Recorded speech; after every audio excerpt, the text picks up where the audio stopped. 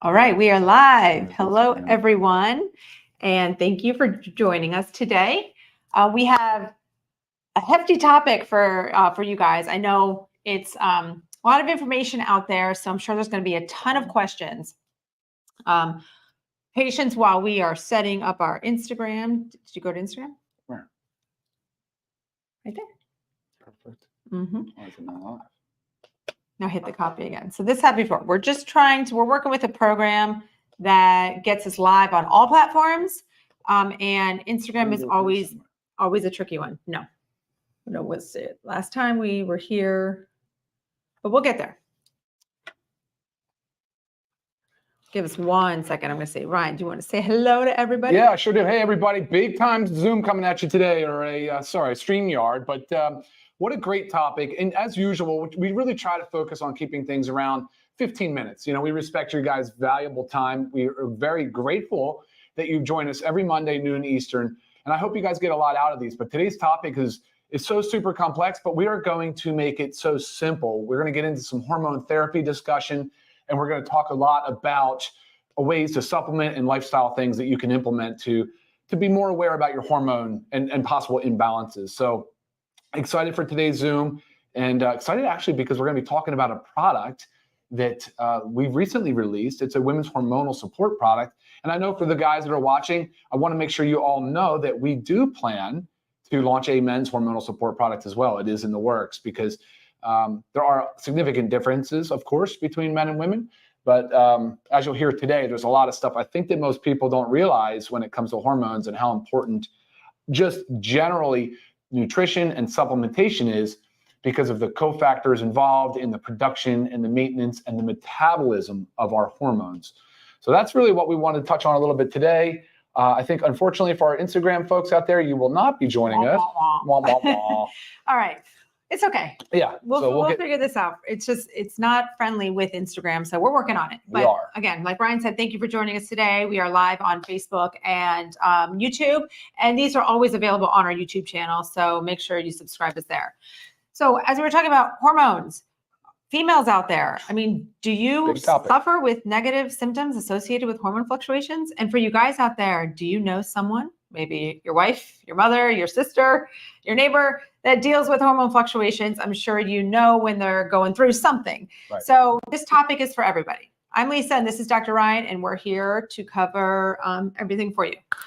Okay, so today we're talking about how we can prevent those negative symptoms associated with, let's first talk about like the PMS symptoms, right? So this discussion covers like all females. So through the whole menstrual cycle, so how we can prevent those negative symptoms, as well as those perimenopausal, going into menopause and postmenopausal women, how we can help alleviate some of those symptoms that you get that's, associated with the hormonal fluctuations.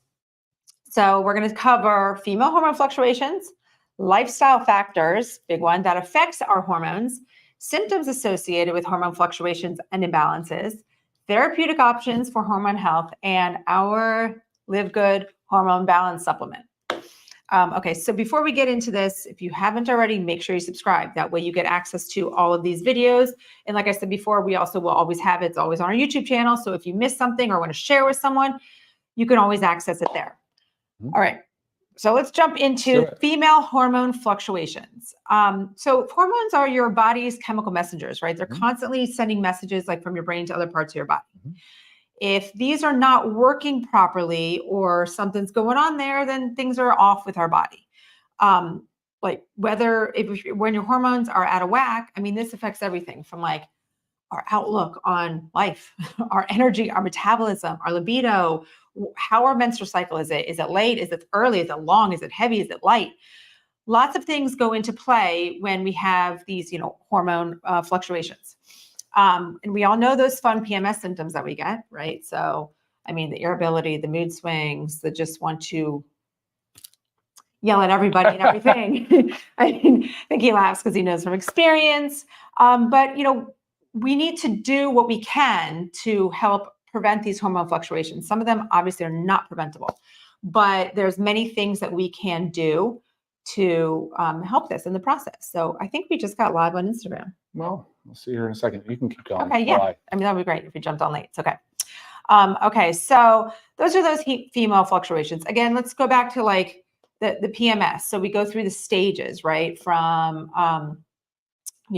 ovulation to getting our menstrual cycle and everything that takes place. And typically it's like those second 2 weeks of the cycle, if you're on a regular cycle, where a lot of factors go into play. And this is when we really start to get the negative symptoms. Everything from like the breast tenderness to the mood swings, to the irritability, to the bloating.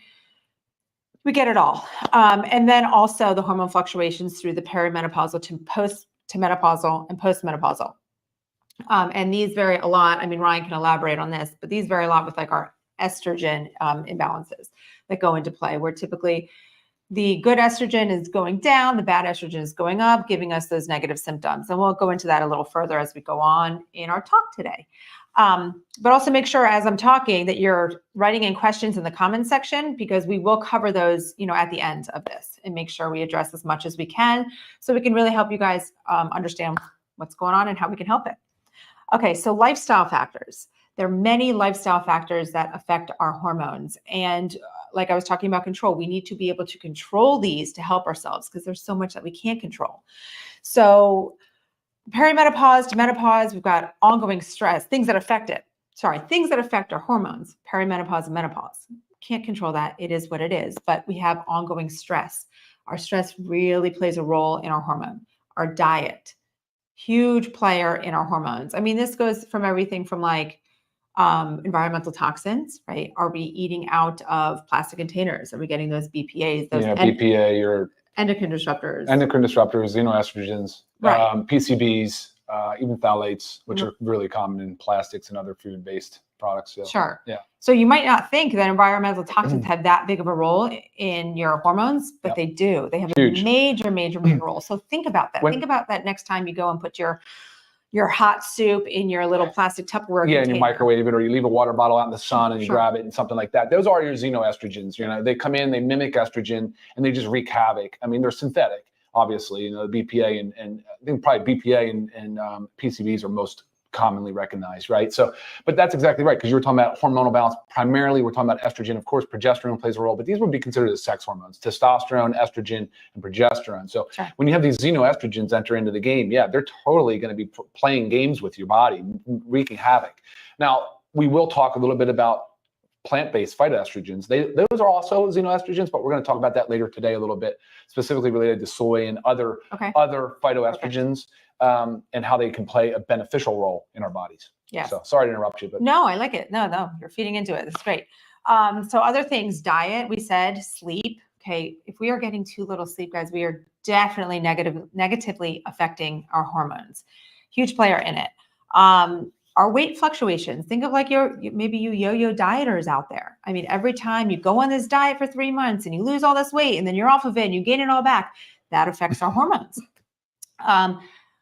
Exercise. So this is not just lack of exercise. This is also too much exercise. And I'm going to speak on that from experience, because this was me when we were trying to get pregnant with children. I was an over-exerciser, especially the cardio. So I would call myself a cardio junkie back then.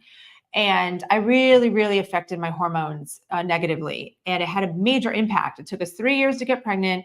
I was borderline about to, get IVF. And luckily, through my doctor's help and me backing off on exercise, we were able to regulate my hormones and I got pregnant naturally. So thankful for that. But you have to understand this. So it's not just too little exercise. It's also too much. And the cardio does play a big player in that. We need to lift those weights. Smoking, major player, excess alcohol, and even excess caffeine. Some caffeine is good, but too much can have a negative effect on us. So again, these are all lifestyle factors that can affect our hormones. So we need to be able to control what we can control. I always say that across the board for so many things, because there's so many things out of our control. So when we can control our diet, we can control our sleep.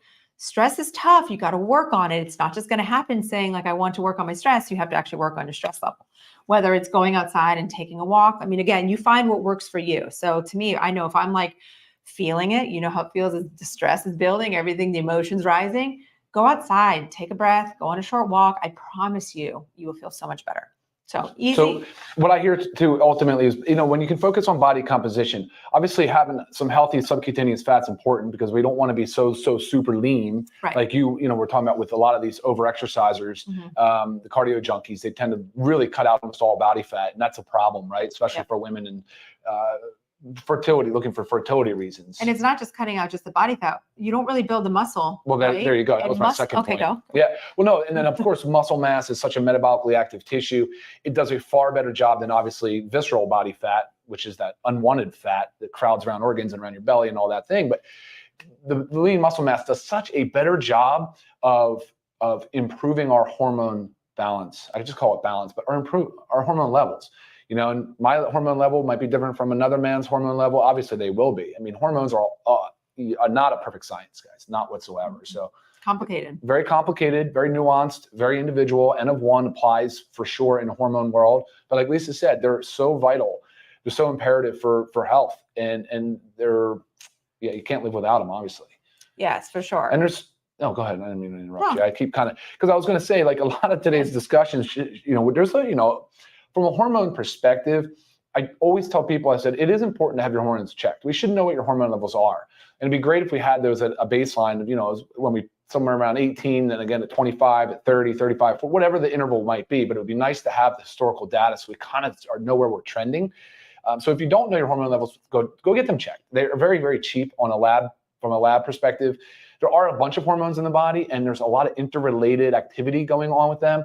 The hormone cycle, even like the experts, the foremost experts and the researchers in the hormone world still do not know definitively how every step of the process works. I mean, there's just a giant cascade of events, the way that they work on negative feedback loops and how the one hormone will signal another hormone to release the hormone. It's just like, so it's the wildest thing. I think there's over like 50 hormones in the body, but I know predominantly what we're talking about again is the sex hormone. So that's the estrogens. There's basically 3. There's estrone, estradiol, and estriol, E1, E2, and E3 respectively. There's progesterone and there's testosterone. So as we talk about premenstrual syndrome, which is really for menstruating women. And then, of course, we're going to go into perimenopause, menopause, and postmenopause. And there will be just a very, very short discussion on how those changes take place during those periods. Yes, 100%. Yeah. Okay, so we talked about the lifestyle factors, control what we can control, and let's go into some of the symptoms associated with. And, this is obviously more for me because I get to experience it with you, females out there. So we all experience some sort of negative symptom. I mean, I don't know a single female, and I'm sure you don't out there. Raise your hand if you've all experienced it, because I know you have, but we all have something, whether it's the bloating, whether it's breast tenderness, night sweats, hot flashes, cramps, mood swings, irritability, the crying at a commercial for no apparent reason. I mean, there's so many things that happen. And sometimes I always tell Ryan, I feel like I can't control when it happens. I know it is happening, but I can't control it. And I always say it's only a couple days a month, but he recognizes it. And it's always this tension. I'm like, I can't you got to let me be for a couple days and then it passes. But it's tough. It's really hard to handle, especially when we're in these busy worlds with dealing with multiple children, dealing with stressful jobs. I mean, it is tough to manage the emotions and the symptoms. So understanding our hormone fluctuations, understanding the lifestyle factors, understanding what we can do is really important to help alleviate these symptoms. It's really, you're not treating anything. You're just helping your body. You're supporting your body. There are therapeutic options out there that we're going to discuss that go into this. So I talked a lot about the lifestyle factors, right? And that might be overwhelming right now. Like, look, I'm telling you, you've got to sleep more. You've got to stress less. You've got to eat right. You've got to find the right balance of exercise. It's kind of all overwhelming. So if you wanted to think about a really good place to start, it's with the diet. And that's with diet comes supplementation, because nutrients really play a role. So when we have nutrient deficiencies, this can go from anything from not taking a multivitamin, not taking our magnesium, vitamin D, our fish oil, we have our factor 4. Not routinely taking supplements can cause nutritional deficiencies, which can also play into roles in these hormone fluctuations, leaving with negative symptoms. So we need to make sure we're doing our proper diet and our proper supplementation. And then using supplements to help alleviate the symptoms. And I don't mean like going and getting the Aleve, right? Because that can starts to like wreak havoc on Your kidneys and your stomach and everything. Yeah. Right. So, you know, when all else fails, I get it. You might have to reach for the bottle every once and again, but you don't want that to be like a routine thing. Oh, my time of the month. Here we go. I'm taking Aleve for 7 days. You really don't want to do that. Really negatively can affect you. Sure. So with so much information out there, and this is where I know your brain can really, really help. So much information out there. It's hard to know what to do. What are our options? I mean, we have everything from hormone replacement therapy, from bioidentical hormone replacement therapy. Maybe you can help explain a little bit of the differences. And then to our, supplementation, like with our Livegood hormonal balance that can help us through the process. So what's the major difference, Ryan, between hormone replacement therapy and bioidentical hormone replacement therapy? Actually, on that topic, so women have been severely underserved in sort of options for dealing with the fluctuations of hormones, because that's really the main difference between men and women. Men have a general stable profile of hormones. Women do not. And so were dealt a shorter stick. Right. Well, and ultimately in 2002, they did a study called the Women's Health Initiative, which completely put any therapeutic option that was available off the table. They took it off the table. So hormone therapy sort of got a black eye, got a bruise, and hasn't recovered. It really hasn't recovered. There's a movement now to reestablish hormone therapy as a treatment, because that study was so flawed. It has now it's widely accepted that the outcomes they were measuring, the whole study, it was flawed. It was flawed. So the risks that they highlighted really don't apply to the level that they made it feel like or seem like, and the benefits they got just completely downplayed, right? So hormone replacement therapy is a very viable option for many, many, many women, of course, men as well. And it should be done safely with a knowledgeable provider. It is not the standard of care in today's society. It is not. When you go in and you see an endocrinologist or you see an obstetrician, a gynecologist, you probably will not even be talked to about therapeutic options. There's just not much available. And even if you happen to get down a hormone path with them, they may not be that well educated, because the system, the didactic school system is not really teaching it. They're not training on it. It's really disappointing, because now the science has shown, there's been multiple studies now to show the benefits of hormone therapy and the fact that the risk of breast cancer and different cancers is much lower, if at all, what they originally stated they were. It could potentially be in the opposite direction, where there's beneficial protective benefits of hormone therapy. So again, I encourage you to seek out a provider somewhere in the functional medicine space, someone that understands hormone therapy, a specialist that has been trained in it, that has seen a lot of patients and does the testing, the appropriate testing, and does the whole thing. Because even though you get your blood work done, it is so subjective. A big portion of hormone therapy is so subjective. It's how you feel. Like, you may have low testosterone, but not have any symptoms of low T, so you don't need it. And the same thing with women and estrogen. So, and there are options. BHRT is just a bioidentical hormone replacement therapy, which means that the molecule is exactly matched to the body's, the way a body manufactures or produces a hormone. So these options are out there. They're available. And then, of course, you can look at sort of homeopathic or alternative ways, and you can certainly look at supplementation, which is, like Lisa said, nutrition, and that's what we wanted to talk a little bit about today. And Lisa, I know we're running a little late. We're about 15 after, but I think we're fine. We can kind of just keep going. This is a big topic. It's a big topic. It's a lot to cover. It is a big topic. And what Ryan was talking about, like know your numbers, and seek advice from a especially functional medical doctor. They are so well versed in this topic. But I make sure I get my hormones checked yearly, because I am tracking myself to make sure, as I start to go into perimenopause and menopause, I want to make sure I tackle that appropriately. I want to make sure if I need to be on bioidentical hormone replacement therapy to help with those symptoms or just to help, the path, then I will. But I also know all along the path, being able to take nutritional supplements to help me, balance those symptoms, again, control what I can control, then, I'm going to do that. Of course. Okay. So let's talk about specifically. So this is our Livegood hormone balancing supplement. I'm so happy to have this brought to us. I mean, this helps support and balance our hormones throughout the process.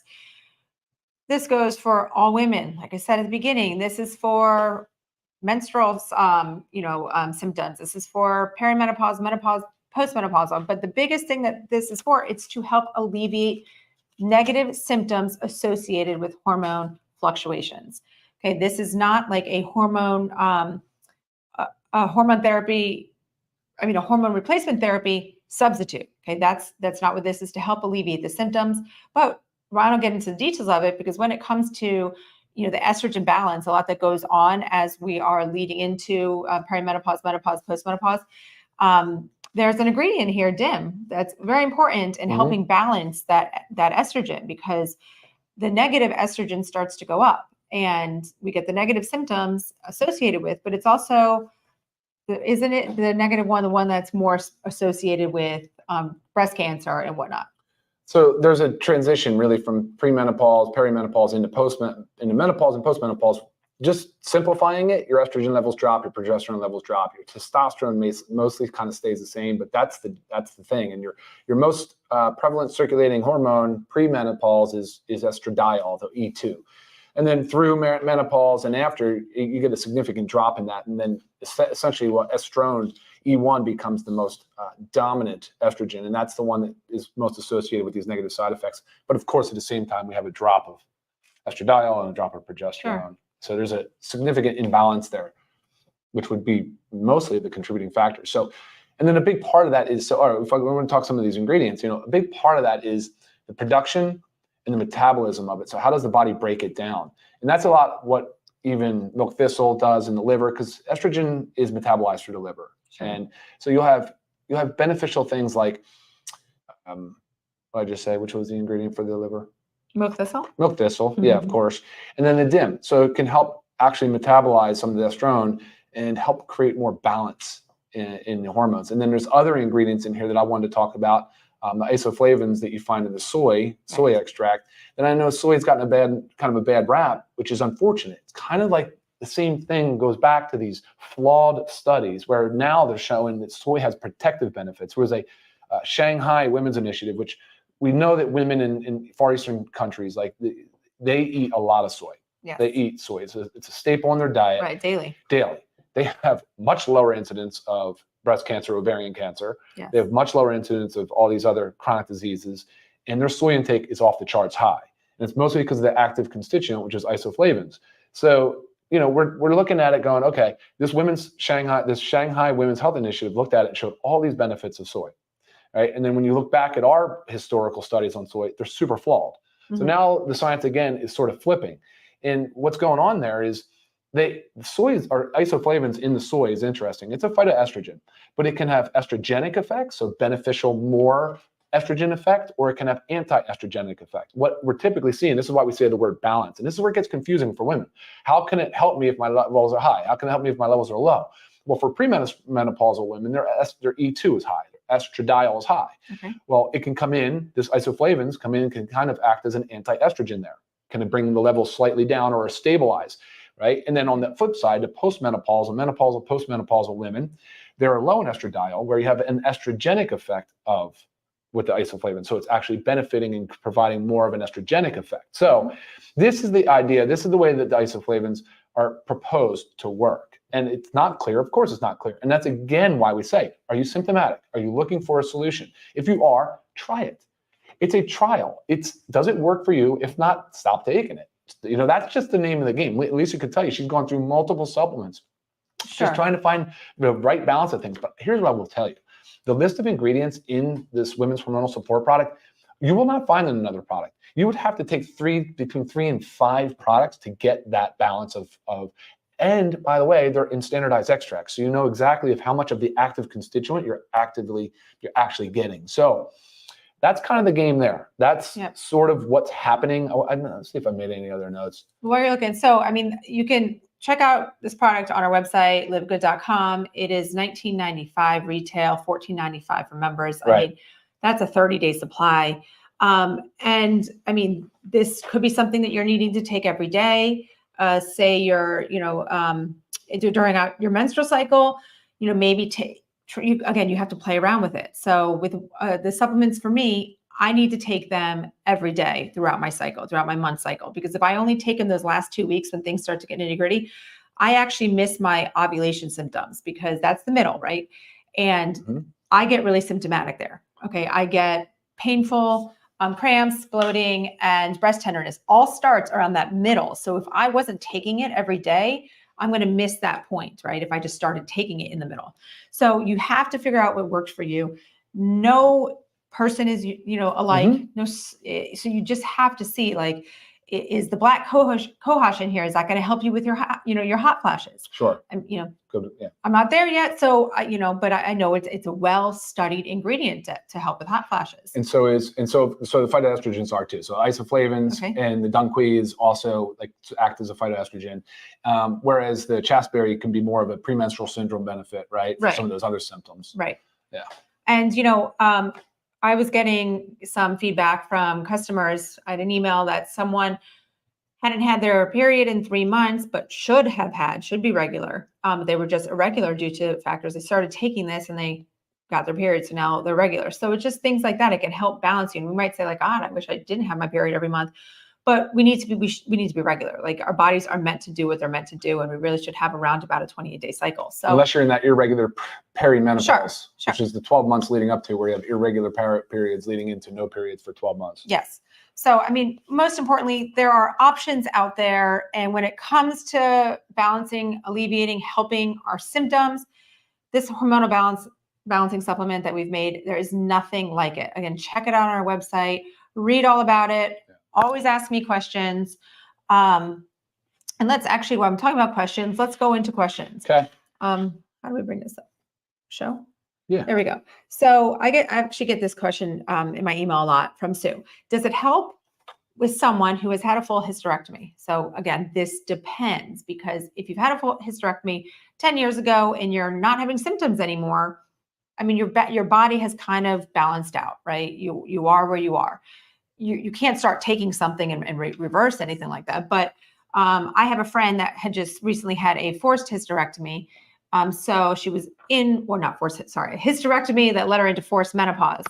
And so she's dealing with a load of negative symptoms associated. And it might take, her functional medical doctor saying it might take her months for her body to start to balance out. So yes, this is helping her through the process, helping her with those hot flashes, helping her with her mood swings and bloating. So again, you've got to try with what works best for you. To that point, I'm glad you said that. I actually would say you need to try it and take it for 60 to 90 days to even allow that balance. So that whole idea of just kind of treating symptomatically is probably not going to work, but it might. I just would suggest starting it, getting steady state concentration, stabilizing, and then seeing from there. So. Okay, Melanie, you basically kind of asked the same thing. 5 years post-complete hysterectomy, how can it help you? If you got those negative symptoms, this can help you. With some other questions. Remember, keep writing these in and make sure you have subscribed or joined us late. Make sure you subscribe to our channel so you can get all these questions answered. Can't miss a topic. Cover so much over the weeks. There's just a lot of positive testimonial stuff coming in. The ingredients of each product and the descriptions are very helpful. When you check out our website, you will see a Learn More section. In that section, you can read the ingredients. And if you have further questions, always reach out to me via email so I can help you. Oops, show? Yeah. I think this is an interesting one because, again, in order to be able to get everything and have dunquis, by the way, in a standardized extract, which is very unusual. It's not an easy ingredient to source.